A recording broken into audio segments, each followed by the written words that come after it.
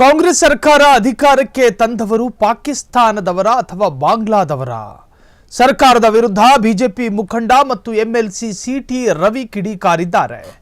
ಬೆಂಗಳೂರಿನ ಯಲಹಂಕ ಬಳಿಯ ಕೋಗಿಲು ಲೇಔಟ್ನಲ್ಲಿ ಅಕ್ರಮವಾಗಿ ನಿರ್ಮಿಸಿದ್ದ ಮನೆಗಳು, ಶೆಡ್ಗಳನ್ನು ತೆರವು ಕಾರ್ಯಾಚರಣೆ ಇದೀಗ ರಾಜಕೀಯ ಕೆಸರೆರಚಾಟಕ್ಕೆ ಸಾಕ್ಷಿಯಾಗಿದೆ.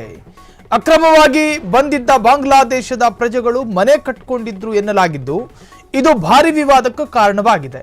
ಈ ಬೆನ್ನಲ್ಲೇ ಸರ್ಕಾರ ನಿರಾಶ್ರಿತರಿಗೆ ಮನೆ ನೀಡುವ ಭರವಸೆ ನೀಡಿದ್ದಾರೆ. ಆದರೆ ಇದೀಗ ವಿಪಕ್ಷಗಳು ಮತ್ತು ಕರವೇ ಅಕ್ರಮ ಬಾಂಗ್ಲಾದೇಶಿಯರಿಗೆ ಯಾಕೆ ಮನೆ ಎಂದು ಆಕ್ರೋಶ.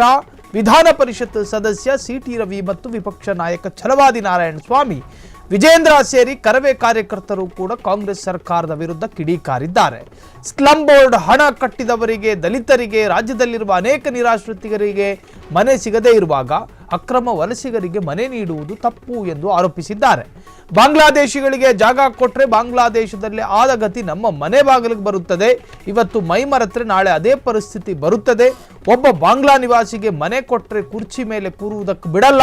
ಕರ್ನಾಟಕದ ಜನ ರಾಜಕೀಯ ತೆವಲಿಗೆ, ಲಾಭಕ್ಕೆ ಬೆಂಗಳೂರು ಬಾಂಗ್ಲಾ ಆಗೋದಕ್ಕೆ ಬಿಡೋದಿಲ್ಲ. ನಮ್ಮ ಹೋರಾಟ ಬೆಂಗಳೂರಿನ ಜನರಿಗಾಗಿ. ಬಾಂಗ್ಲಾದವರಿಗೆ ಮನೆ ಕೊಟ್ಟರೆ ನಿಮ್ಮನ್ನು ಮನೆ ಖಾಲಿ ಮಾಡಿಸ್ತೀವಿ ಅಂತ ವಾರ್ನಿಂಗ್. ಕೋಗಿಲು ಬಡಾವಣೆಯಲ್ಲಿ ಅಕ್ರಮವಾಗಿ ಸರ್ಕಾರಿ ಜಾಗದಲ್ಲಿ ವಾಸ ಇದ್ದವರನ್ನ ಸರ್ಕಾರ ಅಧಿಕೃತವಾದ ತೆರವು ಕಾರ್ಯಾಚರಣೆಯ ಮುಖಾಂತರವಾಗಿ ಅವರನ್ನ ಬೇರೆಡೆಗೆ ಶಿಫ್ಟ್ ಮಾಡುವ ಪ್ರಯತ್ನ ಮಾಡಿತ್ತು. ನೆಲಸಮದ ನಂತರ ಆಕ್ರೋಶಗಳು ಭುಗಿಲೆದ್ದಿದವು. ಕೇರಳ ಸರ್ಕಾರ ಮಧ್ಯಪ್ರವೇಶ ಮಾಡಿತು. ರಾಜ್ಯದ ವಿರೋಧ ಪಕ್ಷದವರಿಗೆ ಪೊಲಿಟಿಕಲ್ ಸಬ್ಜೆಕ್ಟ್ ಸಿಕ್ಕದಂಗಾಯಿತು.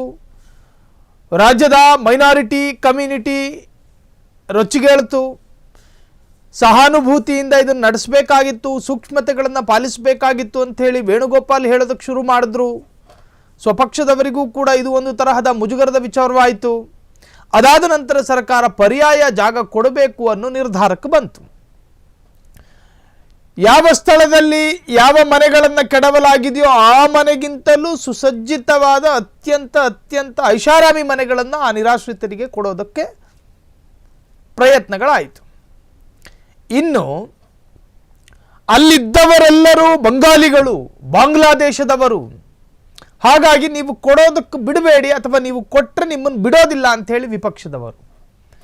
ಈಗ ಅಲ್ಲಿ ಯಾರು ವಾಸ ಇದ್ರು ಅನ್ನುವಂತಹ ಹಿನ್ನೆಲೆಯನ್ನು ಚೆಕ್ ಮಾಡೋದಕ್ಕೆ ತಹಶೀಲ್ದಾರ್ಗಳು ಹೋಗಿದ್ದಾರೆ.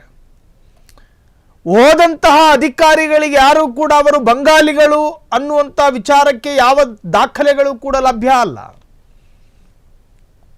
ಹಾಗಿದ್ರೂ ಕೂಡ ಅಲ್ಲಿದ್ದವರು ಬಾಂಗ್ಲಾದೇಶಿಗಳು ಅಂತ ಹೇಳಿ ಸಿಟಿ ರವಿ, ಛಲವಾದಿ, ಆರ್ ಅಶೋಕ್ ಎಲ್ಲರೂ ಕೂಡ ಹೇಳುತ್ತಿದ್ದಾರೆ. ಒಂದು ತನಿಖಾ ತಂಡವನ್ನು ರಚನೆ ಮಾಡಿ, ಅಥವಾ ಸರ್ಕಾರವೇ SIT ರಚನೆ ಮಾಡಿ ತನಿಖೆಗೆ ಒಳಪಡಿಸಲಿ. ಅಲ್ಲಿದ್ದವರು ಕನ್ನಡಿಗರೋ ಅಥವಾ ಬಂಗಾಲಿಗಳೋ ಬಾಂಗ್ಲಾದೇಶದವರು ಅನ್ನೋದು ಅಲ್ಲಿ ಸಾಬೀತಾಗುತ್ತೆ. ಅದಾದ ನಂತರ ಅಲ್ವಾ ದಾಖಲೆಗಳನ್ನು ಇಟ್ಕೊಂಡು ಮಾತನಾಡಬೇಕಾಗಿರೋದು. ಮೂಗರ್ಜಿಯಂತೆ ಹೆಸರು ಬೇಡ ಊರು ಬೇಡ ಎಂಬಂತೆ ತಲೆಗೊಬ್ಬ ಮಾತನಾಡ್ಕೊಂಡು ತಿರುಗಾಡೋದು. ಅಲ್ಲಿದ್ದವರು ಬಂಗಾಲಿಗಳು, ಬಾಂಗ್ಲಾದೇಶದವ್ರನ್ನ ಹೆಂಗ್ರಿ ಬಿಟ್ಕೊಂಡ್ರಿ? ಯಾರ್ದು ತಪ್ಪು? ಎಷ್ಟು ವರ್ಷಗಳಿಂದ ಬದುಕ್ತಿದ್ದಾರೆ ಅವರು? 15-20 ವರ್ಷದಿಂದ ಇದ್ದಾರಂತೆ.